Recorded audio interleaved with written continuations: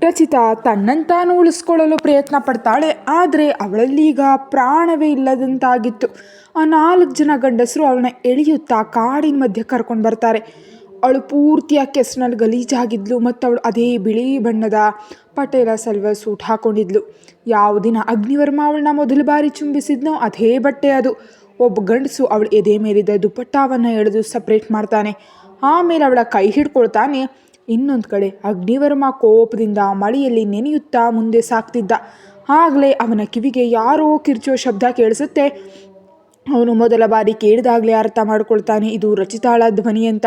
ಅವನ ಸಮಯ ವ್ಯರ್ಥ ಮಾಡದೆ ಬೇಗನೆ ಕಾಡಿನ ಒಳಗೆ ಹೋಗ್ತಾನೆ. ಅವನ ಕಿವಿಗೆ ತುಂಬ ಚುರುಕಾಗಿದ್ವು. ಹಾಗಾಗಿ ಆ ಧ್ವನಿ ಎಲ್ಲಿಂದ ಬರ್ತಿದೆ ಅಂತ ಅವನಿಗೆ ಚೆನ್ನಾಗಿ ಕೇಳಿಸ್ತಿತ್ತು. ಅವನ ಆ ಧ್ವನಿಯನ್ನು ಹಿಂಬಾಲಿಸ್ತಾ ಕಾಡಿನ ಮಧ್ಯದಲ್ಲಿರೋ ಆ ಜಾಗಕ್ಕೆ ಬರ್ತಾನೆ. ಅದೊಂದು ಮೈದಾನದಂತಹ ಜಾಗವಾಗಿತ್ತು. ಅಲ್ಲಿ ಮಧ್ಯದಲ್ಲಿ ಯಾವುದೇ ಮರಗಳಿರಲಿಲ್ಲ. ಬರೀ ಹಸಿರು ಹುಲ್ಲು ಒಂದು ಚಾದರದಂತ ಹರಡಿತ್ತು. ಅಗ್ನಿವರ್ಮನ ಗಮನ ಎದುರಿಗೆ ಹೋಗುತ್ತೆ. ಅಲ್ಲೊಬ್ಳು ಹುಡುಗಿ ಜೊತೆ 4 ಜನ ಗಂಡಸರು ಬಲವಂತ ಮಾಡೋದಕ್ಕೆ ಪ್ರಯತ್ನಿಸ್ತಿದ್ರು. ಅದನ್ನ ನೋಡಿ ಅಗ್ನಿವರ್ಮ ಮೆಲ್ಲನೆ ಹೆಜ್ಜೆ ಹಾಕ್ತಾ ಅಲ್ಲಿ ಹೋಗಿ ನಿಲ್ತಾನೆ. ಒಬ್ಬ ಗಂಡಸು ಕೋಪದಿಂದ ಹೇಳ್ತಾನೆ, ನೀನಿಲ್ಲಿ ಏನು ಮಾಡ್ತಿದ್ಯಾ? ಬಹುಶಃ ನಿನಗೆ ಸಾಯ್ಬೇಕನ್ನಿಸ್ತಿದೆ. ಇಲ್ಲಿಂದ ಹೊರಟು ಹೋಗು. ಹೇಗಿದ್ರು ಇದು ನಮ್ಮ ಬೇಟೆ, ನಾವಿದನ್ನು ಮೊದಲು ಬಳಸ್ಕೊಳ್ತೀವಿ. ಇತ್ತ ಅಗ್ನಿವರ್ಮನನ್ನು ನೋಡಿದ ತಕ್ಷಣ ರಚಿತಾಳಿಗೆ ಎಷ್ಟು ಧೈರ್ಯ ಬಂತೋ ಏನೋ. ಅವಳು ತನ್ನ ಮೇಲೆ ಮಲಗಿದ್ದ ಗಂಡಸರನ್ನು ದೂಡೋದಕ್ಕೆ ಪ್ರಯತ್ನಿಸ್ತಾಳೆ. ಆದರೆ ಅವಳು ಅವನನ್ನು ಸರಿಸೋಲಾಗೋದಿಲ್ಲ. ಅವಳು ಸೋಲ್ತಾಳೆ. ಇದನ್ನು ನೋಡಿ ಅಗ್ನಿವರ್ಮ ತನ್ನ ಶಾಂತವಾದ ಧ್ವನಿಯಲ್ಲಿ ಹೇಳ್ತಾನೆ, ಅವಳನ್ನ ಬಿಟ್ಬಿಡಿ, ಅವಳು ನನ್ನವಳು. ಮುಂದಿನ ಕ್ಷಣ ಒಬ್ಬ ಗಂಡಸು ಬಂದು ಅವನ ಕಾಲರ್ ಹಿಡ್ಕೊಳ್ತಾನೆ ಮತ್ತು ಹೇಳ್ತಾನೆ, ನೀನು 2 ದಿನದ ಹುಡುಗ, ನೀನು ಏನಂದ್ಕೊಂಡಿದೀಯಾ? ನೀನು ಬೆದರಿಕೆ ಹಾಕಿದ್ರೆ ನಾವು ಹೆದರ್ತೀವಿ ಅಂತಾನಾ? ನಾವು ಹೆದರೋರಲ್ಲ, ಕೊಲ್ಲೋರು. ಮುಂದಿನ ಕ್ಷಣವೇ ಅಗ್ನಿವರ್ಮ ಅವನ ದವಡೆಯನ್ನು ಹಿಡ್ಕೊಳ್ತಾನೆ ಮತ್ತು ಅವನ ಕುತ್ತಿಗೆಯನ್ನು ಪೂರ್ತಿಯಾಗಿ ಹಿಂದಕ್ಕೆ ತಿರುಗಿಸ್ಬಿಡ್ತಾನೆ. ಅಗ್ನಿವರ್ಮ ತನ್ನ ಜಾಗದಿಂದ ಸ್ವಲ್ಪವೂ ಕದಲಿಲ್ಲ. ಅವನು ಒಂದು ಜಾಗದಲ್ಲೇ ನಿಂತ್ಕೊಂಡು ಬರೀ ತನ್ನ ಕೈ ಬಳಸಿ ಅವನ ಕುತ್ತಿಗೆಯನ್ನು ಭಯಾನಕವಾಗಿ ಮುರಿದು ಹಾಕ್ತಾನೆ. ತುಂಬ ಜೋರಾಗಿ ಶಬ್ದ ಮಾಡ್ತಾ ಆ ಗಂಡಸು ಕೆಳಗೆ ಬೀಳ್ತಾನೆ. ಮತ್ತು ಅಗ್ನಿವರ್ಮ ತನ್ನ ಆಳವಾದ ತಣ್ಣನೆಯ ಧ್ವನಿಯಲ್ಲಿ ಹೇಳ್ತಾನೆ, ನಾನು ಹೇಳೋರಲ್ಲ, ಮಾಡಿ ತೋರಿಸೋರು. ಈಗ ಹೇಳಿ ಅವನು ಒಂದು ಮೊಣಕಾಲಿನ ಮೇಲೆ ಕೆಳಗೆ ಕೂರ್ತಾನೆ ಮತ್ತು ಮುಂದಿನ ಕ್ಷಣ ಆ ಗಂಡಸಿನ ಕೂದಲು ಹಿಡಿದು ಒಂದೇ ಏಟಿಗೆ ದೂರ ಎಸಿತಾನೆ. ಇದರಿಂದ ಆ ಗಂಡಸು ಕೋಪದಿಂದ ಓಡ್ ಬರ್ತಾನೆ ಅವನನ್ನು ಹೊಡೆಯೋದಕ್ಕೆ. ಅಗ್ನಿವರ್ಮ ಅವನ ಮುಖಕ್ಕೆ ಒದ್ದು ಅವನ ಕುತ್ತಿಗೆಯನ್ನು ಮುರಿದು ಹಾಕ್ತಾನೆ ಮತ್ತು ಅವನೂ ಕೂಡ ಸತ್ತು ಹೋಗ್ತಾನೆ. ಆಮೇಲೆ ಅಗ್ನಿವರ್ಮ ಬಾಕಿ ಉಳಿದ 2 ಗಂಡಸರನ್ನು ನೋಡ್ತಾನೆ. ಮುಂದಿನ ಕ್ಷಣ ತನ್ನ ಗನ್ ತೆಗೆದು ಅವರ ತಲೆ ಗುಂಡು ಹಾರಿಸ್ತಾನೆ. ಅವರಿಬ್ಬರು ಅಲ್ಲೇ ಸತ್ತು ಹೋಗ್ತಾರೆ. ಅವರ ಗುರಿ ತುಂಬ ದೂರದಿಂದಲೂ ಸರಿಯಾಗಿತ್ತು. ಈ ಕಾರಣದಿಂದ ತುಂಬ ಸುಲಭವಾಗಿ ಅವರಿಬ್ಬರು ಒಂದೇ ಏಟಿಗೆ ಸತ್ತು ಹೋದರು. ಈಗ ಆ 4 ಜನ ಸತ್ತು ಹೋಗಿದ್ರು. ಎಲ್ಲ ಕಡೆ ರಕ್ತ ಚೆಲ್ಲಿತ್ತು. ಇತ್ತ ರಚಿತಾ ಇನ್ನು ಹುಲ್ಲಿನ ಮೇಲೆ ಮಲಗಿದ್ಲು. ಮಳೆ ಅವಳ ಮುಖದ ಮೇಲೆ ಮತ್ತು ಮೈ ಮೇಲಿದ್ದ ಕೆಸರನ್ನು ತೊಳೆದು ಹಾಕ್ತಿತ್ತು. ಈಗ ಅವಳು ಅಗ್ನಿವರ್ಮನನ್ನು ಸರಿಯಾಗಿ ನೋಡ್ತಿದ್ಲು. ಯಾಕಂದ್ರೆ ಅವಳ ಕಣ್ಣಿಗೂ ಕೆಸರು ಹೋಗಿತ್ತು. ಹಾಗಾಗಿ ಅವಳಿಗೆ ಸರಿಯಾಗಿ ಕಾಣಿಸ್ತಿರ್ಲಿಲ್ಲ. ಇತ್ತ ಅಗ್ನಿವರ್ಮ ಮೆಲ್ಲನೆ ಅವಳ ಹತ್ತಿರ ಬರ್ತಾನೆ ಮತ್ತು ನಿಲ್ತಾನೆ. ಒಂದು ಮೊಣಕಾಲಿನ ಮೇಲೆ ಕೆಳಗೆ ಕೂತು ಅವಳ ಕೂದಲು ಹಿಡಿದು ಅವಳ ಮುಖ ಎತ್ತಿ ಅವಳ ತುಟಿಗಳನ್ನ ಚುಂಬಿಸೋದಕ್ಕೆ ಶುರು ಮಾಡ್ತಾನೆ. ಇತ್ತ ರಚಿತಾ ಅವನನ್ನು ತಡೆಯೋದಿಲ್ಲ. ಕನಿಷ್ಠ ಪಕ್ಷ ಗಲೀಜು ದಪ್ಪನೆಯ ಕಪ್ಪು ಗಂಡಸರು ಜೊತೆ ತಪ್ಪು ಮಾಡೋದಕ್ಕೆ ಸಾಧ್ಯವಿಲ್ವಲ್ಲ ಎಂಬ ಸಮಾಧಾನ ಅವಳಿಗಿತ್ತು. ಇದನ್ನು ಯೋಚಿಸಿ ಅವಳು ಕಣ್ಣು ಮುಚ್ಕೊಳ್ತಾಳೆ. ಆದರೆ ಅವಳಿಗೆ ಉಸಿರಾಡೋದಕ್ಕೂ ತೊಂದರೆ ಆಗ್ತಿತ್ತು ಮತ್ತು ಅವಳ ತುಟಿಗಳಲ್ಲೂ ತುಂಬ ನೋವಾಗ್ತಿತ್ತು. ಹೀಗಾಗ್ತಿತ್ತು ಯಾಕಂದರೆ ಅಗ್ನಿವರ್ಮ ತುಂಬ ಕೆಟ್ಟದಾಗ ಅವಳನ್ನ ಚುಂಬಿಸ್ತಿದ್ದ. ಎಷ್ಟೆಂದರೆ ಅವನವಳ ತುಟಿಗಳನ್ನ ಅಗಿಯುವಂತೆ ಚುಂಬಿಸ್ತಿದ್ದ. ತುಂಬ ಹೊತ್ತಿನ ನಂತರ ಅಗ್ನಿವರ್ಮ ಅವಳ ತುಟಿಗಳನ್ನ ಬಿಡ್ತಾನೆ ಮತ್ತು ಅವಳ ತುಟಿಗಳನ್ನ ಗಮನವಿಟ್ಟು ನೋಡ್ತಾನೆ. ರಚಿತಾಳ ತುಟಿಗಳಿಂದ ರಕ್ತ ಬರ್ತಿತ್ತು ಮತ್ತು ಆ ರಕ್ತ ಅವನ ತುಟಿಗಳಿಗೂ ಹತ್ತಿತ್ತು. ಅವನು ತನ್ನ ಬೆರಳುಗಳಿಂದ ತನ್ನ ತುಟಿಗಳ ಮೇಲಿದ್ದ ರಕ್ತವನ್ನು ಒರೆಸ್ಕೊಳ್ತಾನೆ ಮತ್ತು ಆಮೇಲೆ ಅವಳ ಕೆನ್ನೆ ಮೇಲೆ ಕೈ ಇಟ್ಟು ಅವಳ ಮುಖ ನೋಡ್ತಾನೆ. ಮುಂದಿನ ಕ್ಷಣ ಅವಳ ಕೆನ್ನೆಗೆ ಒಂದು ಜೋರಾದ ಪೆಟ್ಟು ನೀಡ್ತಾನೆ. ಇದರಿಂದ ರಚಿತಾ ಅಳೋದಕ್ಕೆ ಶುರು ಮಾಡ್ತಾಳೆ. ಅವನು ಅದರ ಬಗ್ಗೆ ತಲೆ ಕೆಡಿಸ್ಕೊಳ್ದೆ ರಚಿತಾಳ ಕೂದಲು ಹಿಡಿದು ಅವಳನ್ನ ಎಬ್ಸಿ ನಿಲ್ಲಿಸ್ತಾನೆ ಮತ್ತು ಅವಳನ್ನ ಎಳೀತಾ ಕಾಡಿನಿಂದ ಹೊರ ಕರ್ಕೊಂಡು ಬರ್ತಾನೆ. ಆಮೇಲೆ ಅವಳನ್ನ ಪೊದೆಗಳ ಹತ್ತಿರ ರಸ್ತೆ ಮೇಲೆ ದೂಡ್ ಬಿಡ್ತಾನೆ. ಇದರಿಂದ ರಚಿತಾ ತುಂಬ ಹೆದರ್ತಾಳೆ ಮತ್ತು ಹೆದರಿಕೆಯಿಂದ ಹಿಂದೆ ಸರಿಯೋದಕ್ಕೆ ಶುರು ಮಾಡ್ತಾಳೆ. ಇದನ್ನು ನೋಡಿ ಅಗ್ನಿವರ್ಮ ತನ್ನ ಒಂದು ಮೊಣಕಾಲಿನ ಮೇಲೆ ಕೂತು ಅವಳ ಕೂದಲು ಹಿಡಿದು ತನ್ನ ಹತ್ತಿರ ಎಳ್ಕೊಳ್ತಾನೆ. ತನ್ನ ಆಳವಾದ ಧ್ವನಿಯಲ್ಲಿ ಕೇಳ್ತಾನೆ, ಆ ಹುಡುಗ ಯಾರು? ಅವನ ಜೊತೆ ಏನು ಮಾಡ್ತಿದ್ದೆ ನೀನು? ಅವನ ಈ ಮಾತು ಕೇಳಿ ರಚಿತಾಳಿಗೆ ಆಶ್ಚರ್ಯ ಆಗುತ್ತೆ. ಯಾಕಂದರೆ ಅಗ್ನಿವರ್ಮ ಎಂದಿಗೂ ಅವಳನ್ನು ನೀನು ಅಂತ ಕರೀತಿರ್ಲಿಲ್ಲ. ಅವನು ನೀವು ಅಂತ ಗೌರವದಿಂದಲೇ ಮಾತಾಡಿಸ್ತಿದ್ದ. ಆದರೆ ಇಂದು ಅವಳು ಅಗ್ನಿವರ್ಮನ ಕಣ್ಣಲ್ಲಿ ಪೂರ್ತಿ ಕೋಪವನ್ನು ನೋಡ್ತಿದ್ಲು. ಇದರಿಂದ ಹೆದರಿಕೆಯಿಂದ ಅವಳ ಗಂಟಲು ಒಣಗ್ತಿತ್ತು. ಅವಳಿಗೆ ತುಂಬ ನೋವನ್ನಿಸ್ತಿತ್ತು. ಮುಂದಿನ ಕ್ಷಣ ಅಗ್ನಿವರ್ಮ ಕೋಪದಿಂದ ಕಿರ್ಚ್ತಾ ಹೇಳ್ತಾನೆ, ನಾವು ನಿನಗೆ ಏನೋ ಕೇಳಿದ್ವು, ಉತ್ತರ ಕೊಡು. ಇದನ್ನು ಕೇಳಿ ರಚಿತಾ ತುಂಬ ಗಾಬರಿ ಆಗ್ತಾಳೆ. ಹೆದರಿಕೆಯಿಂದ ಪೂರ್ತಿ ಹಿಂದೆ ಸರಿಯುತ್ತಾ ಹೇಳ್ತಾಳೆ, ನಂಗೆ ಗೊತ್ತಿಲ್ಲ ನೀವು ಯಾವುದ್ರ ಬಗ್ಗೆ ಮಾತಾಡ್ತಿದ್ದೀರಿ ಅಂತ. ಪ್ಲೀಸ್ ನನ್ನ ಹೋಗೋದಕ್ಕೆ ಬಿಡಿ. ನೀವು ನಮ್ಮ ಜೊತೆ ಯಾಕೆ ಹೀಗೆ ಮಾಡ್ತಿದ್ದೀರಿ? ಅವಳು ಮಾತು ಕೇಳಿ ಅಗ್ನಿವರ್ಮ ಜೇಬ್ನಿಂದ ತನ್ನ ಫೋನ್ ತೆಗೆದು ಅವಳಿಗೆ ಆ ವಿಡಿಯೋ ತೋರಿಸೋದಕ್ಕೆ ಶುರು ಮಾಡ್ತಾನೆ. ಅದನ್ನು ನೋಡಿದ ತಕ್ಷಣ ರಚಿತಾಳಿಗೆಲ್ಲವೂ ಅರ್ಥ ಆಗುತ್ತೆ. ಅವಳು ವಿವರಿಸಲು ಪ್ರಯತ್ನಿಸ್ತಾ ಹೇಳ್ತಾಳೆ, ನೋಡಿ ನೀವು ತಪ್ಪು ತಿಳ್ಕೊತಿದ್ದೀರಿ, ಅಂಥದ್ದೇನಿಲ್ಲ. ಅವನು ಬರೀ ನಮ್ಮ ಕ್ಲಾಸ್ಮೇಟ್ ಅಷ್ಟೇ, ಬೇರೆ ಯಾರೂ ಅಲ್ಲ. ನಾವು ಅವನ ಜೊತೆ ಅಂತಹ ಯಾವುದೇ ಸಂಬಂಧದಲ್ಲಿಲ್ಲ. ಪ್ಲೀಸ್ ನನ್ನ ನಂಬಿ. ಇದನ್ನು ಕೇಳಿ ಅಗ್ನಿವರ್ಮ ಅವಳನ್ನ ನೋಡ್ತಾನೆ. ಮುಂದಿನ ಕ್ಷಣ ಅವಳ ಕೂದಲು ಹಿಡಿದು ಅವಳನ್ನು ನಿಲ್ಲಿಸ್ತಾನೆ ಮತ್ತು ಅವಳನ್ನ ಎಳಿತಾ ಕರ್ಕೊಂಡು ಹೋಗ್ತಾನೆ. ಆಗಲೇ ಒಂದು ಕಪ್ಪು ಗಾಡಿ ಬಂದು ಅವರ ಮುಂದೆ ನಿಲ್ಲುತ್ತೆ. ಅಗ್ನಿವರ್ಮ ಬಾಗಿಲು ತೆಗೆದು ಅವಳನ್ನು ದೂಡಿ ಒಳಗೆ ಕೂರಿಸ್ತಾನೆ ಮತ್ತು ತಾನು ಕೂಡ ಗಾಡಿಯಲ್ಲಿ ಕೂರ್ತಾನೆ. ಗಾಡಿ ಅಲ್ಲಿಂದ ಹೊರಡುತ್ತೆ. ಅವರಿಬ್ಬರು ಪೂರ್ತಿಯಾಗಿ ನೆನೆದಿದ್ರು. ರಚಿತಾ ಬರೀ ಅಳ್ತಾ ಇದ್ಲು. ಅಗ್ನಿವರ್ಮ ತನ್ನ ಕೋಪವನ್ನು ನಿಯಂತ್ರಿಸಲು ಪ್ರಯತ್ನಿಸ್ತಿದ್ದ. ಅದರಲ್ಲಿ ಅವನು ಪದೇ ಪದೇ ಸೋಲ್ತಿದ್ದ. ಅವನಿಗೆ ಹೇಗಾದರೂ ಮಾಡಿ ತನ್ನ ಕೋಪವನ್ನು ಹೊರಹಾಕಬೇಕಿತ್ತು. ಅವನು ಕೋಪದಿಂದ ಒಂದು ದೀರ್ಘವಾದ ಉಸಿರು ತೆಗಿತಾನೆ ಮತ್ತು ಅಳುತ್ತಿದ್ದ ರಚಿತಾಳನ್ನು ನೋಡ್ತಾನೆ. ಮುಂದಿನ ಕ್ಷಣ ಅವನು ರಚಿತಾಳನ್ನು ತನ್ನ ಹತ್ತಿರ ಎಳ್ಕೊಳ್ತಾನೆ ಮತ್ತು ಅವಳ ಕೂದಲು ಹಿಡಿದು ಅವಳ ತುಟಿಗಳನ್ನ ಚುಂಬಿಸೋದಕ್ಕೆ ಶುರು ಮಾಡ್ತಾನೆ. ಸ್ವಲ್ಪ ಹೊತ್ತಿನಲ್ಲೇ ಗಾಡಿ ಒಂದು ದೊಡ್ಡ ಬಂಗಲೆ ಮುಂದೆ ಬಂದು ನಿಲ್ಲುತ್ತೆ. ಅಗ್ನಿವರ್ಮ ಅವಳನ್ನ ತನ್ನ ಹೆಗಲ ಮೇಲೆ ಎತ್ಕೊಂಡು ಒಳಗೆ ಬರ್ತಾನೆ. ಆಮೇಲೆ ಅವಳನ್ನ ತನ್ನ ರೂಮ್ ಕರ್ಕೊಂಡು ಹೋಗಿ ನೆಲದ ಮೇಲೆ ದೂಡಿ ಅವಳನ್ನು ನೋಡ್ತಾನೆ. ಅವಳು ತುಂಬ ಹೆದರಿದ್ಲು. ಹೆದರಿಕೆಯಿಂದ ಹಿಂದೆ ಸರಿಯೋದಕ್ಕೆ ಶುರು ಮಾಡ್ತಾಳೆ. ಆದರೆ ಅಗ್ನಿವರ್ಮ ಒಂದೇ ಸಮನೆ ಕೆಳಗೆ ಬಾಗಿ ಅವಳ ಬಟ್ಟೆಯನ್ನು ಹಿಡಿದು ಒಂದೇ ಏಟಗರ್ದು ಹಾಕ್ತಾನೆ. ಇದರಿಂದ ಅವಳು ತುಂಬ ಹೆದರ್ತಾಳೆ ಮತ್ತು ತನ್ನನ್ನು ತಾನು ಮುಚ್ಕೊಳ್ಳೋದಕ್ಕೆ ಪ್ರಯತ್ನಿಸ್ತಾಳೆ. ಆದರೆ ಅಗ್ನಿವರ್ಮ ಅವಳ ಕೈ ಹಿಡಿದು ತಿರುಗಿಸ್ತಾನೆ. ಆಮೇಲೆ ಹಲ್ಲು ಕಡಿಯುತ್ತಾ ಹೇಳ್ತಾನೆ, ನಿನಗೆಷ್ಟು ಧೈರ್ಯ? ನೀನು ನನಗೆ ಮೋಸ ಮಾಡಿದ್ಯಾ? ಈಗ ನಾವು ಇದ್ರ ಸೇಡ್ ತೀರಿಸ್ಕೊಂಡೇ ತೀರ್ತೀವಿ. ನಿನಗೆ ನಾನು ಇಷ್ಟೊಂದು ಸ್ವಾತಂತ್ರ್ಯ ಕೊಡಬಾರ್ದಿತ್ತು. ನೀನು ಅದಕ್ಕೆ ಲಾಯಕ್ಕಿಲ್ಲ. ಈಗ ನಾನು ನಿನಗೆ ಶಿಕ್ಷೆ ಕೊಟ್ಟೇ ತೀರ್ತೀನಿ. ಹೀಗೆ ಹೇಳಿ ಅವನು ರಚಿತಾಳ ಬಾಕಿ ಉಳಿದಿದ್ದ ಬಟ್ಟೆಗಳನ್ನು ಹರಿದು ಹಾಕ್ತಾನೆ. ರಚಿತಾ ಕೋಪದಿಂದ ಕಿರಿಸ್ತಾ ಹೇಳ್ತಾಳೆ, ಇದು ನೀವು ನನ್ನ ಜೊತೆ ಏನು ಮಾಡ್ತಿದ್ದೀರಿ? ನಿಮ್ಗೆ ಇದನ್ನು ಮಾಡಬೇಕಿಂತಂದಿದ ಮೇಲೆ ನಮ್ಮನ್ನು ಯಾಕೆ ಉಳಿಸಿದ್ರಿ? ಬಿಟ್ಬಿಡಬೇಕಿತ್ತು ಆ ಮೃಗಗಳ ಕೈಯಲ್ಲಿ ಸಾಯೋದಕ್ಕೆ. ಮುಂದಿನ ಕ್ಷಣ ಅಗ್ನಿವರ್ಮ ಮತ್ತೆ ಅವಳ ಕೆನ್ನೆ ಒಂದು ಜೋರಾದ ಪೆಟ್ಟು ನೀಡ್ತಾನೆ. ಆಮೇಲೆ ಅವಳು ಕೂದಲು ಹಿಡಿದು ಅವಳ ಮುಖವನ್ನು ತನ್ನ ಮುಖದ ಹತ್ತಿರ ತಂದು ಹಲ್ಲು ಕಡಿತಾ ಹೇಳ್ತಾನೆ, ಒಂದು ಮಾತು ನೆನಪಿಟ್ಕೋ, ನಿನ್ನ ಜೊತೆ ಇದೆಲ್ಲ ಮಾಡೋ ಹಕ್ಕು ಬರೀ ನನಗಿದೆ. ನಿನ್ನ ಜೊತೆ ಏನು ಮಾಡಬೇಕಂತ ನಾನು ನಿರ್ಧರಿಸ್ತೀನಿ. ಅದು ಏನೇ ಇರಲಿ, ನೀನು ನನ್ನನ್ನು ತಡೆಯೋದಕ್ಕೆ ಸಾಧ್ಯ ಇಲ್ಲ. ನೀನೇನು ಅಂದ್ಕೊಂಡಿದ್ಯಾ? ನೀನೇನು ಬೇಕಾದರೂ ಮಾಡ್ತೀಯಾ ಮತ್ತು ನಾನು ನಿನಗೆ ಏನು ಹೇಳೋದಿಲ್ವಾ? ನಾನು ಸಹಿಸ್ಕೊಳ್ಳೋನಲ್ಲ, ನಾಶ ಮಾಡೋನು. ಈಗ ಹೇಳಿ ಅವನು ಅವಳನ್ನ ನೆಲದ ಮೇಲೆ ಮಲಗಿಸ್ತಾನೆ ಮತ್ತು ತಾನು ಅವಳ ಮೇಲೆ ಬರ್ತಾನೆ. ತನ್ನ ಉರಿತಿರೋ ಕಣ್ಣುಗಳಿಂದ ಅವಳನ್ನ ನೋಡ್ತಾ ಮತ್ತೆ ಹೇಳ್ತಾನೆ, ಮುಂದಿನ ಬಾರಿ ನೀನೇನಾದರೂ ಹೀಗೆ ಮಾಡಿದ್ರೆ ನಾನು ನಿನ್ನನ್ನು ಏನು ಮಾಡ್ತೀನಿ ಅಂತ ನನಗೆ ಗೊತ್ತಿಲ್ಲ. ಈಗ ಹೇಳಿ ಅಗ್ನಿವರ್ಮ ಅವಳನ್ನ ತನ್ನ ಬಾಹುಗಳಲ್ಲಿ ಎತ್ಕೊಳ್ತಾನೆ ಮತ್ತು ಹಾಸಿಗೆ ಮೇಲೆ ದೂಡ್ತಾನೆ. ತಾನು ಅವಳ ಮೇಲೆ ಬಂದು ಅವಳ ಕುತ್ತಿಗೆಯನ್ನು ಚುಂಬಿಸೋದಕ್ಕೆ ಶುರು ಮಾಡ್ತಾನೆ. ರಚಿತಾ ಅವನನ್ನು ಸರಿಸಲು ಪ್ರಯತ್ನಿಸ್ತಾಳೆ. ಆದರೆ ಅವಳಿಗೆ ಸಾಧ್ಯವಾಗೋದಿಲ್ಲ ಮತ್ತು ಕೊನೆಗೆ ಸೋಲ್ತಾಳೆ. ಅಗ್ನಿವರ್ಮ ಅವಳ ಇಡೀ ಮೈಯನ್ನು ಚುಂಬಿಸಿದ ನಂತರ ಅವಳ ಮುಖ ನೋಡ್ತಾನೆ ಮತ್ತು ಅವಳ ಕಿವಿ ಹತ್ತಿರ ಪಿಸುಗುಡುತ್ತಾ ಹೇಳ್ತಾನೆ, ಈಗ ನೀನು ಎಷ್ಟು ನೋವನ್ನು ಅನುಭವಿಸ್ತೀಯ ಅಂತ ನೀನು ಊಹಿಸೋದಕ್ಕೂ ಸಾಧ್ಯ ಇಲ್ಲ. ಈಗ ಹೇಳ್ತಿದ್ದಂತೆ ಅವನು ತನ್ನ ಮೃಗತ್ವವನ್ನು ತೋರಿಸೋದಕ್ಕೆ ಶುರು ಮಾಡ್ತಾನೆ. ರಚಿತಾ ನೋವಿನಿಂದ ಚಡಪಡಿಸ್ತಾಳೆ. ಆಗಲೇ ಅವಳ ಬಾಯಿಂದ ಒಂದು ಜೋರಾದ ಕಿರುಚಾಟ ಹೊರ ಬರುತ್ತೆ. ಯಾಕಂದರೆ ಅಗ್ನಿವರ್ಮ ತನ್ನ ಕೆಲಸ ಶುರು ಮಾಡಿದ್ದ. ರಚಿತಾ ನೋವಿನಿಂದ ಅವನನ್ನು ದೂರ ತಳ್ಳೋದಕ್ಕೆ ಪ್ರಯತ್ನಿಸ್ತಾಳೆ. ಆದರೆ ಅವಳು ಸೋಲ್ತಾ ಇದ್ಲು. ಎಲ್ಲಿ ಆ ನಾಜೂಕಾದ ಹುಡುಗಿ ಮತ್ತು ಎಲ್ಲಿ ಇಷ್ಟು ಮಜಲಿರೋ ಗಂಡಸು? ಅವಳು ಹೇಗೆ ತಾನೇ ಅವನನ್ನು ದೂರ ಮಾಡೋದಕ್ಕೆ ಸಾಧ್ಯ? ಕೊನೆಗೆ ಅವಳಿಗೆ ಏನೂ ಮಾಡೋದಕ್ಕಾಗೋದಿಲ್ಲ. ಅಗ್ನಿವರ್ಮ ಅವಳ ಜೊತೆ ಇದೆಲ್ಲವನ್ನ ಮಾಡ್ತಾನೆ ಮತ್ತು ಅವಳಿ ಬರೀ ಅಳ್ತಾ ಇರ್ತಾಳೆ. ಇಡೀ ರೂಮ್ನಲ್ಲಿ ಅವಳ ಅಳುವಿನ ಶಬ್ದ ಕೇಳಿಸ್ತಿತ್ತು. 2 ಗಂಟೆ ನಂತರ ಅಗ್ನಿವರ್ಮ ಅವಳ ಮೇಲಿಂದ ಏಳ್ತಾನೆ ಮತ್ತು ದೀರ್ಘವಾದ ಉಸಿರು ತೆಗೆಯುತ್ತಾ ಅವಳನ್ನು ನೋಡ್ತಾನೆ. ಇತ್ತ ರಚಿತಾ ಬರೀ ಅಳ್ತಾ ಇದ್ಲು. ಅವಳ ಕಣ್ಣೀರು ನಿಲ್ತಾ ಇರಲಿಲ್ಲ. ಯಾಕಂದರೆ ಇಂದು ಅವಳ ಜೊತೆ ಈ ಮನುಷ್ಯ ಇದೆಲ್ಲವನ್ನ ಮಾಡಿದ್ದ. ಅವಳಿಗನ್ನಿಸ್ತು ತನಗೆ ಸ್ವಲ್ಪ ಸಮಯ ಆದರೂ ಸಿಗುತ್ತೆ ಅಂತ. ಆದರೆ ಈ ಮನುಷ್ಯ ಅವಳನ್ನ ತಪ್ಪು ತಿಳ್ಕೊಂಡ ಮತ್ತು ಅವಳ ಜೊತೆ ಇದೆಲ್ಲ ಮಾಡಿಬಿಟ್ಟ. ಇದನ್ನು ಯೋಚಿಸ್ತಾ ಅವಳು ಇನ್ನೂ ಹೆಚ್ಚು ಅಳ್ತಾಳೆ. ಅವಳಷ್ಟು ಅಳ್ತಿರೋದನ್ನು ನೋಡಿ ಅಗ್ನಿವರ್ಮ ಅವಳ ಸೊಂಟ ಹಿಡಿದು ತನ್ನ ಹತ್ರ ಎಳ್ಕೊಳ್ತಾನೆ ಮತ್ತು ತನ್ನ ಆಳವಾದ ಆಕರ್ಷಕ ಧ್ವನಿಯಲ್ಲಿ ಹೇಳ್ತಾನೆ, ಮುಂದಿನ ಬಾರಿಯಿಂದ ನೀನೇನಾದರೂ ಬೇರೆ ಗಂಡಸಿನ ಹತ್ರ ಹೋದರೆ ನನ್ನಷ್ಟು ಕೆಟ್ಟವ್ರು ಯಾರೂ ಇರೋದಿಲ್ಲ. ನೀನು ಊಹಿಸೋದಕ್ಕೂ ಸಾಧ್ಯ ಇಲ್ಲ ನಾನು ನಿನ್ನ ಜೊತೆ ಏನು ಮಾಡಬಹುದು ಅಂತ. ಸದ್ಯಕ್ಕಿದು ಏನೂ ಅಲ್ಲ, ಇದು ಬರೀ ಒಂದು ಮಾಧ್ಯಮ ಅಷ್ಟೇ. ಇದರಿಂದ ನಾನು ನಿನಗೆ ಎಷ್ಟು ನೋವು ಕೊಡ್ಬೋದು ಅಂತ ನಿನಗೆ ಅರಿವು ಮಾಡಿಸ್ತಿದ್ದೀನಿ. ಇದನ್ನು ಕೇಳಿ ರಚಿತಾ ಹೆದರಿದ ಕಣ್ಣುಗಳಿಂದ ಅವನನ್ನು ನೋಡ್ತಾಳೆ ಮತ್ತು ಅವನ ಕೈಯನ್ನು ತನ್ನ ಸೊಂಟದಿಂದ ದೂರ ಮಾಡೋದಕ್ಕೆ ಪ್ರಯತ್ನಿಸ್ತಾಳೆ. ಆದರೆ ಅಗ್ನಿವರ್ಮ ಅವಳ ಸೊಂಟವನ್ನು ತುಂಬ ಗಟ್ಟಿಯಾಗಿ ಹಿಡ್ಕೊಳ್ತಾನೆ ಮತ್ತು ತನ್ನ ಆಳವಾದ ಧ್ವನಿಯಲ್ಲಿ ಹೇಳ್ತಾನೆ, ನಿನಗೆ ಏನು ಅನಿಸುತ್ತೆ ನೀನು ನನ್ನಿಂದ ದೂರ ಹೋಗೋದಕ್ಕೆ ಸಾಧ್ಯ ಅಂತ?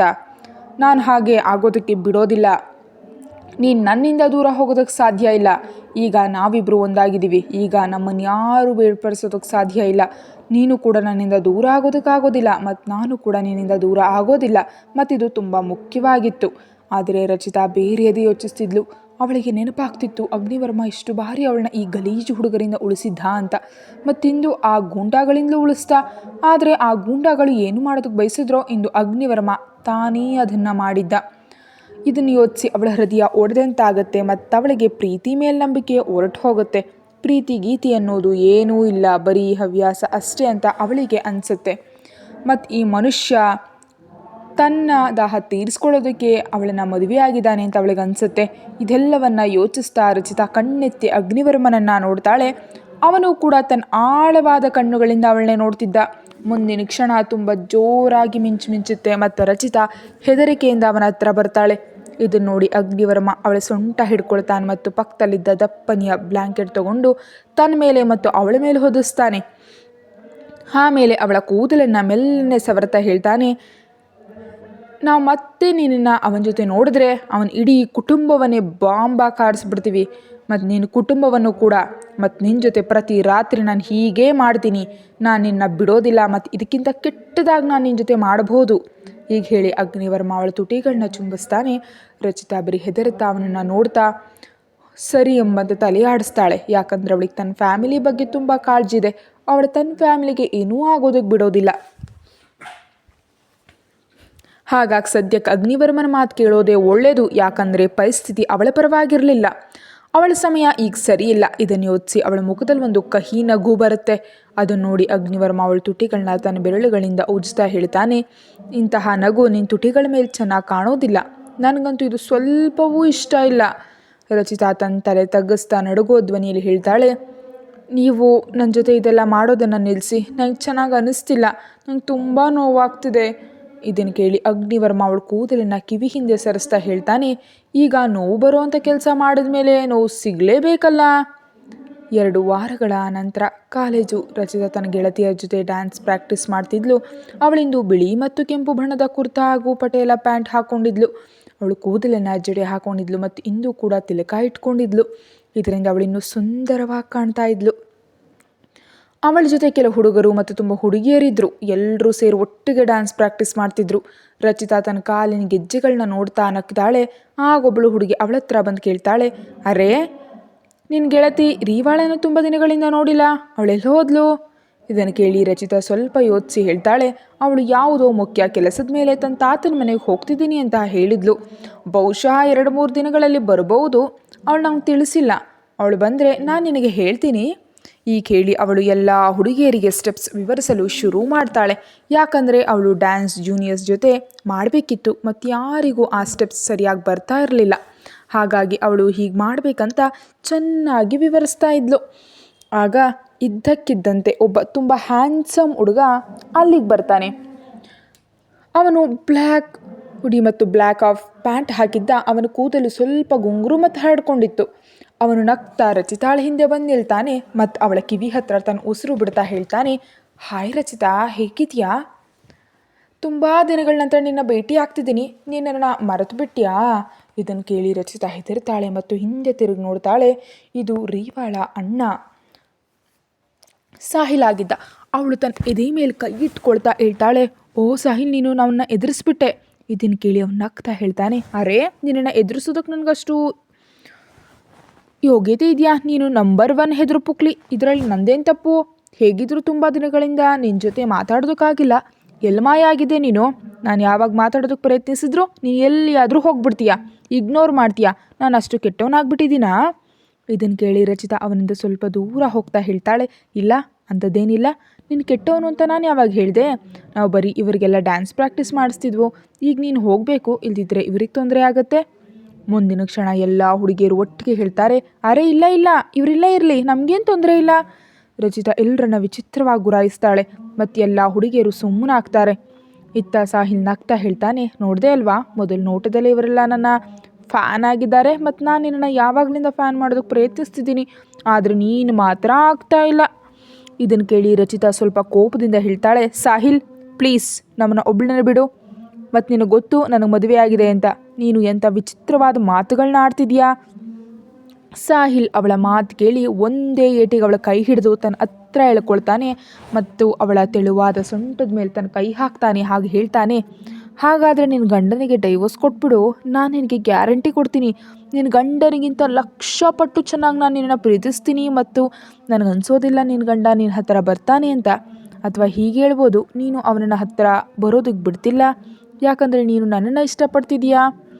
ಈಗ ರಚಿತಾಳಿಗೆ ತುಂಬ ಕೋಪ ಬರುತ್ತೆ. ಆದರೆ ಅವಳು ತನ್ನ ಕೋಪವನ್ನು ನಿಯಂತ್ರಿಸಿ ಹೇಳ್ತಾಳೆ, ಅಂಥದ್ದೇನೂ ಇಲ್ಲ, ನಿಂದೇ ತಪ್ಪು ತಿಳುವಳಿಕೆ ಅಷ್ಟೇ. ನಾನು ನಿನ್ನ ಬಗ್ಗೆ ಹಾಗೆಲ್ಲ ಯೋಚಿಸೋದಿಲ್ಲ.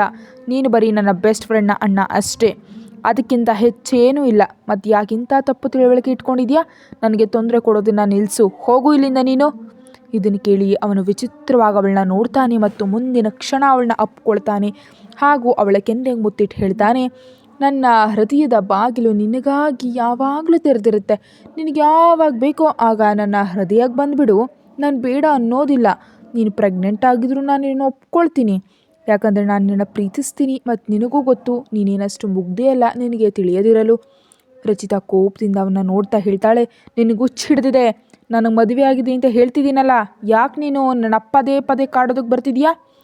ನಾನು ನಿನ್ನ ಇಷ್ಟಪಡೋದಿಲ್ಲ ಮತ್ತು ಪ್ಲೀಸ್ ಇಂಥ ವಿಚಿತ್ರವಾದ ಮಾತುಗಳನ್ನ ನಿಲ್ಲಿಸಿ ಇಲ್ಲಿಂದ ಹೋಗು. ನಿನ್ನಿಂದ ನಮ್ಮ ಕಾಲೇಜಿಗೆ ಬರೋದಕ್ಕಾಗ್ತಿಲ್ಲ, ಯಾವಾಗ ಬರ್ತೀಯೋ ಯಾವಾಗ ಕಾಡ್ತೀಯೋ ಅಂತ ನನಗೆ ಭಯ ಆಗುತ್ತೆ. ರಚಿತಾಳ ಮಾತು ಕೇಳಿ ಅವನು ನಗ್ತಾ ಹೇಳ್ತಾನೆ, ನಿಜವಾಗಿಯೂ ರಚಿತಾ, ನೀನು ನನ್ನ ತುಂಬ ಪ್ರೀತಿಸ್ತೀಯ. ನೀನು ಏನು ಹೇಳಿ ನಾನು, ಆದರೆ ನೀನು ತುಂಬ ದೊಡ್ಡ ತಪ್ಪು ಮಾಡಿದ್ಯಾ. ಅದರ ಬಗ್ಗೆ ನಿನಗೆ ಆಮೇಲೆ ಪಶ್ಚಾತ್ತಾಪ ಆಗುತ್ತೆ, ಯಾಕಂದರೆ ನಿನ್ನ ಕಷ್ಟ ನಾನೇ, ಬೇರೆ ಯಾರೂ ಅಲ್ಲ. ಮತ್ತು ಬಹುಶಃ ನೀನು ಕೂಡ ನನ್ನ ಪ್ರೀತಿಸ್ತಿದೀಯಾ. ಇದನ್ನು ಕೇಳಿ ರಚಿತಾ ಕೋಪದಿಂದ ಹೇಳ್ತಾಳೆ, ಇಲ್ಲ, ನಾನು ನಿನ್ನ ಪ್ರೀತಿಸ್ತಿಲ್ಲ, ನಾನು ಯಾರನ್ನೂ ಪ್ರೀತಿಸೋದಿಲ್ಲ, ನನ್ನ ಹೋಗೋದಕ್ಕೆ ಬಿಡು, ಬಿಡು, ಇಲ್ಲಿ ತಮಾಷೆ ಮಾಡೋದನ್ನು ನಿಲ್ಲಿಸು. ಇಲ್ಲಿ ಎಲ್ಲರೂ ಇದ್ದಾರೆ, ಎಲ್ಲರೂ ನಮ್ಮನ್ನು ನೋಡ್ತಿದ್ದಾರೆ, ಎಲ್ಲರೂ ಏನು ಅಂದ್ಕೊಳ್ಬೋದು. ಮತ್ತು ನಾನು ನಿನಗೆ ಎಷ್ಟು ಬಾರಿ ವಿವರಿಸ್ಬೇಕು ನಂಗೆ ಮದುವೆ ಆಗಿದೆ ಅಂತ. ನನ್ನ ಜೊತೆ ಇದೆಲ್ಲ ಮಾಡೋದನ್ನು ನಿಲ್ಲಿಸು.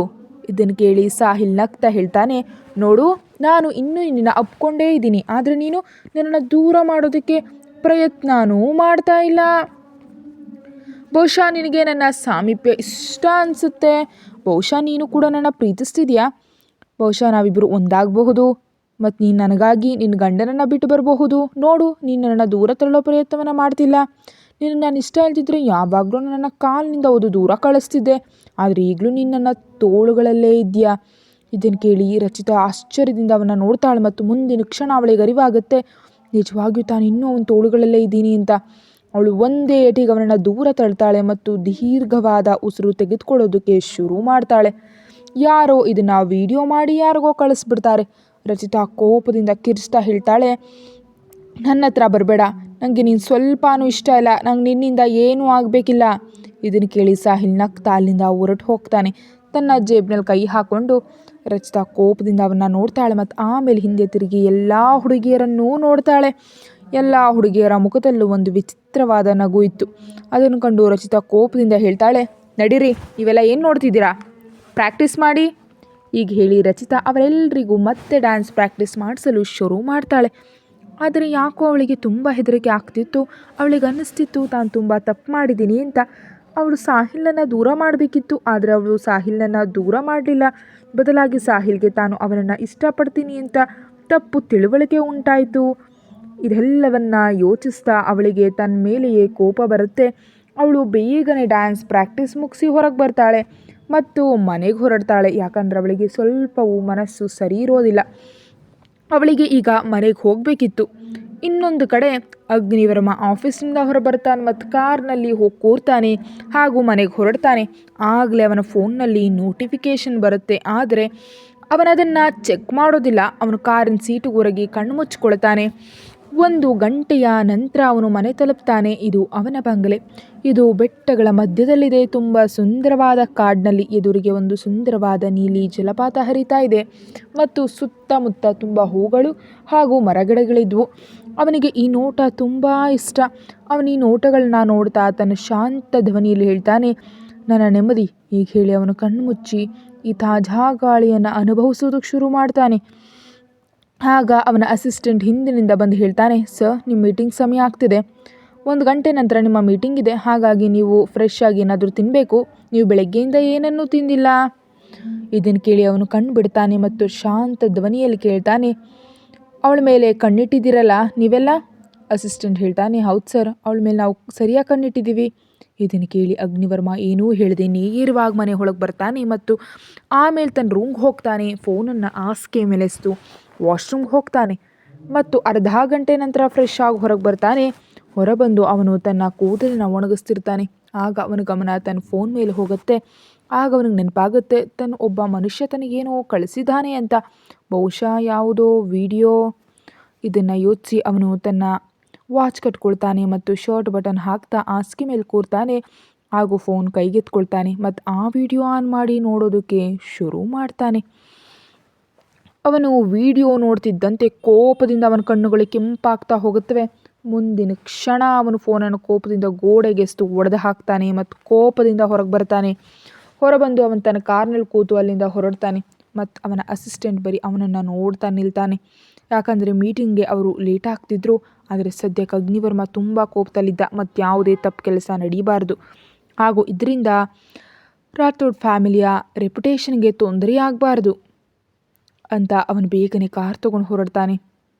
1 ಗಂಟೆಯ ನಂತರ ಅಗ್ನಿವರ್ಮ ತನ್ನ ಕಾರ್ನಿಂದ ಇಳಿತಾನೆ ಮತ್ತು ಕೋಪದಿಂದ ಎದುರಿಗಿದ್ದ ಮನೆಯನ್ನು ನೋಡ್ತಾನೆ. ಆಗಲೇ ತುಂಬ ಜೋರಾಗಿ ಮಿಂಚು ಮಿಂಚುತ್ತೆ ಮತ್ತು ಮಳೆ ಶುರುವಾಗುತ್ತೆ. ಅವನು ಮಳೆಯಲ್ಲಿ ನೆನೆಯಲು ಶುರು ಮಾಡ್ತಾನೆ. ಅವನು ಒಳಗೆ ಬರ್ತಾನೆ ಮತ್ತು ಒಳಗೆ ಹೋಗಿ ಸುತ್ತಲೂ ನೋಡ್ತಾನೆ. ಏನೂ ಹೇಳದೆ ರೂಮ್ಗೆ ಹೋಗ್ತಾನೆ. ಆದರೆ ಅಲ್ಲಿ ಅವನಿಗೆ ರಚಿತಾ ಸಿಗೋದಿಲ್ಲ. ಅವನು ಕೋಪದಿಂದ ಕೆಳಗೆ ಬರ್ತಾನೆ ಮತ್ತು ನೋಡ್ತಾನೆ ರಚಿತಾಳ ಮಮ್ಮಿ ಕಿಚನ್ನಲ್ಲಿದ್ದಾರೆ. ಅವನು ಕಿಚನ್ಗೆ ಹೋಗಿ ಕೋಪದಿಂದ ಕೇಳ್ತಾನೆ, ರಚಿತಾ ಎಲ್ಲಿದ್ದಾಳೆ? ಇದನ್ನು ಕೇಳಿ ರಚಿತಾಳ ಮಮ್ಮಿ ಹೆದರ್ತಾರೆ ಮತ್ತು ಹಿಂದೆ ತಿರುಗಿ ಅಗ್ನಿವರ್ಮನನ್ನು ನೋಡ್ತಾರೆ. ಅವರು ಇನ್ನೂ ಹೆಚ್ಚು ಹೆದರ್ತಾರೆ ಮತ್ತು ಹೆದರಿಕೆಯಿಂದಲೇ ಹೇಳ್ತಾರೆ, ರಚಿತಾ ಅವಳು ಹೊರಗೆ ಹೋಗಿದ್ದಾಳೆ ಮಕ್ಕಳಿಗೆ ಪಾಠ ಮಾಡೋದಕ್ಕೆ. ಬಹುಶಃ ಈಗಿನವರೆಗೆ ಅವಳು ಕಾಡಿನ ಹಾದಿಯಲ್ಲಿ ಬಂದಿರಬಹುದು. ಇದನ್ನು ಕೇಳಿ ಅಗ್ನಿವರ್ಮ ಏನೂ ಹೇಳದೆ ಕೋಪದಿಂದ ಹೊರಗೆ ಬರ್ತಾನೆ ಮತ್ತು ಕಾರನ್ನು ಹಾಗೆ ಬಿಟ್ಟು ಕಾಲ್ನಡಿಗೆಯಲ್ಲಿ ಆ ಕಾಡಿನ ಹಾದಿ ಕಡೆ ನಡೆಯೋದಕ್ಕೆ ಶುರು ಮಾಡ್ತಾನೆ. ಇನ್ನೊಂದು ಕಡೆ ರಚಿತಾ ಹೆದರ್ತಾ ತನಗೆ ತಾನೇ ಹೇಳ್ಕೊಳ್ತಾಳೆ, ಇವತ್ತು ನಾವು ತುಂಬ ಲೇಟ್ ಮಾಡಿದೋ. ಆದರೆ ಏನು ಮಾಡೋದು, ಇವತ್ತು ಆ ಮಗುವಿನ ಬರ್ಡೇ ಇತ್ತು ಮತ್ತು ಬರ್ಡೇ ಸೆಲೆಬ್ರೇಟ್ ಮಾಡೋಲ್ಲಿತ್ತು ಸ್ವಲ್ಪ ಸಮಯ ಹಿಡಿತು. ಪರವಾಗಿಲ್ಲ, ನಾನು ಬೇಗ ಬೇಗ ಮನೆ ತಲುಪ್ತೀನಿ. ಈಗ ಹೇಳ್ತಾ ಕಾಡಿನ ಹಾದಿ ಒಳಗೆ ಹೋಗೋದ್ರಲ್ಲೇ ಇದ್ಲು. ಆಗ ಒಬ್ಬ ಮನುಷ್ಯ ಬಂದು ಹೇಳ್ತಾನೆ, ರಾಧೆ ರಾಧೆ ಮಗು, ನೀನು ಎಲ್ಲಿಗೆ ಹೋಗ್ತಿದೀಯಾ? ಇದನ್ನು ಕೇಳಿ ರಚಿತಾ ನಗ್ತಾ ಹೇಳ್ತಾಳೆ, ಅರೇ ರಾಧೆ ರಾಧೆ ಅಂಕಲ್, ನಾವು ಮನೆಗೆ ಹೋಗ್ತಿದ್ದೀವಿ. ಮಕ್ಕಳಿಗೆ ಪಾಠ ಮಾಡ್ತಿದ್ವು ಮತ್ತು ಇವತ್ತು ಒಂದು ಮಗುವಿನ ಬರ್ಡೇ ಇತ್ತು, ಅದಕ್ಕೆ ಸ್ವಲ್ಪ ಲೇಟಾಗಿದೆ. ನೀವು ಎಲ್ಲಿಗೆ ಹೋಗ್ತಿದ್ದೀರಿ? ಅಂಕಲ್ ನಗ್ತಾ ಹೇಳ್ತಾರೆ, ಮಗು ನಾವು ಸ್ವಲ್ಪ ಸಾಮಾನು ತರೋದಕ್ಕೆ ಹೋಗ್ತಿದ್ದೀನಿ, ಆದರೆ ಸ್ವಲ್ಪ ಹುಷಾರಾಗಿ ಹೋಗು. ಯಾಕಂದರೆ ಈ ಕಾಡಿನಲ್ಲಿ ಕೆಲವು ಗೂಂಡಾಗಳು ಓಡಾಡ್ತಿದ್ದಾರೆ ಅಂತ ಕೇಳಿದ್ದೀನಿ. ಇಂದು ಬೆಳಿಗ್ಗೆ 2-3 ಹೆಣಗಳು ಸಿಕ್ಕಿವೆ ಮತ್ತು ನೆನ್ನೆ ಸಂಜೆ ಕೂಡ ಸಿಕ್ಕಿದ್ವು. ನಾನು ಹೇಳಿದ್ದೆ ಅಲ್ವಾ ಆ ದಿನ 3 ಹೆಣಗಳು ಸಿಕ್ಕಿವೆ ಅಂತ. ಅದಕ್ಕೆ ನ್ಯೂಸ್ ಪೇಪರ್ ತರೋದಕ್ಕೆ ಲೇಟ್ ಆಯಿತು. ಆ ಗೂಂಡಾಗಳೇ ಅವ್ರನ್ನೆಲ್ಲ ಕೊಂದಿದ್ದು ಮಗು, ನೀನು ಸ್ವಲ್ಪ ಹುಷಾರಾಗಿ ಹೋಗು. ರಚಿತಾ ಈ ಮಾತು ಕೇಳಿ ತುಂಬ ಹೆದರ್ತಾಳೆ ಮತ್ತು ಹೇಳ್ತಾಳೆ, ಏನೂ ನಿಜವಾ? ನಂಗೆ ತುಂಬ ಭಯ ಆಗ್ತಿದೆ. ಆದರೆ ನನಗೆ ಮನೆ ತಲುಪಲೇಬೇಕು. ಯಾಕಂದರೆ ಪಪ್ಪ ಆರೋಗ್ಯ ಕೂಡ ಸರಿ ಇಲ್ಲ, ಔಷಧಿ ಕೂಡ ತಂದಿದ್ದೀನಿ. ಹಾಗಾಗಿ ನಾನು ಆದಷ್ಟು ಬೇಗ ಮನೆ ತಲುಪಬೇಕು. ಸರಿ ಅಂಕಲ್, ನಾನು ಹೊರಡ್ತೀನಿ. ಈಗ ಹೇಳಿ ಅವಳು ಮುಂದೆ ಹೋಗ್ತಾಳೆ ಮತ್ತು ಅಷ್ಟರಲ್ಲೇ ತುಂಬ ಜೋರಾಗಿ ಮಳೆ ಶುರುವಾಗುತ್ತೆ. ಅವಳು ಬ್ಯಾಗ್ನಿಂದ ಛತ್ರಿ ತೆಗಿತಾಳೆ ಮತ್ತು ಮುಂದೆ ಹೋಗ್ತಾಳೆ. ಅವಳು ಕೆಲವು ಹೆಜ್ಜೆ ಮುಂದೆ ಹೋಗಿದ್ಲು ಅಷ್ಟೇ, ಇದ್ದಕ್ಕಿದ್ದಂತೆ ಅವಳಿಗೆ ತನ್ನ ಹಿಂದೆ ಯಾರೋ ಇರೋ ಅನುಭವವಾಗುತ್ತೆ. ಅವಳು ಹೆದರಿಕೆಯಿಂದ ಹಿಂದೆ ತಿರುಗಿ ನೋಡ್ತಾಳೆ, ಆದರೆ ಹಿಂದೆ ಯಾರೂ ಇರಲಿಲ್ಲ. ಅವಳು ತನ್ನ ಎದೆ ಮೇಲೆ ಕೈ ಇಟ್ಕೊಂಡು ನಿಟ್ಟುಸಿರು ಬಿಡ್ತಾಳೆ ಮತ್ತು ಮುಂದೆ ಹೋಗ್ತಾಳೆ. ಆಮೇಲೆ ಅವಳು ತನ್ನ ದುಪ್ಪಟ್ಟವನ್ನು ಸರಿ ಮಾಡ್ಕೊಳ್ತಾಳೆ ಮತ್ತು ಮುಂದೆ ಹೋಗ್ತಾಳೆ. ಆಗಲೇ ತುಂಬ ಜೋರಾಗಿ ಮಿಂಚುತ್ತೆ. ಇದರಿಂದ ಅವಳು ಇನ್ನೂ ಹೆಚ್ಚು ಹೆದರ್ತಾಳೆ ಮತ್ತು ತನ್ನ ನಡಿಗೆಯ ವೇಗವನ್ನು ಇನ್ನೂ ಹೆಚ್ಚು ಮಾಡ್ತಾಳೆ. ಆಗ ಇದ್ದಕ್ಕಿದ್ದಂತೆ ಯಾರೋ ಅವಳ ಕೈ ಹಿಡ್ಕೊಳ್ತಾರೆ ಮತ್ತು ಎಳೀತಾರೆ. ಅವಳು ಹೆದರಿಕೆಯಿಂದ ಕಿರುಚ್ತಾಳೆ. ಎದುರಿಗೆ ನೋಡಿದಾಗ ದಪ್ಪನೆಯ ಮೈಕಟ್ಟಿನ ಕಪ್ಪು ಗಂಡಸರು ನಿಂತಿದ್ರು. ಅವ್ರನ್ನ ನೋಡಿ ಅವಳು ಪೂರ್ತಿಯಾಗಿ ಎದುರು ಹೋಗ್ತಾಳೆ. ಅವರಲ್ಲಿ ಒಬ್ಬ ಹೇಳ್ತಾನೆ, ಅರೇ ಇವಳು ತುಂಬ ಸುಂದರವಾದ ಹುಡುಗಿ, ತುಂಬ ದಿನಗಳಿಂದ ಯಾವುದೇ ಹುಡುಗಿ ಜೊತೆ ಮಜಾ ಮಾಡಿಲ್ಲ. ನಡಿ ಇವತ್ತು ರಾತ್ರಿ ಇವಳ ಜೊತೆ ಮಜಾ ಮಾಡೋಣ. ಮಳೆ ತುಂಬ ತಣ್ಣಗಿದೆ, ರಾತ್ರಿ ಬಿಸಿ ಅನುಭವ ಆಗುತ್ತೆ ಮತ್ತು ಮಜಾ ಸಿಗುತ್ತೆ.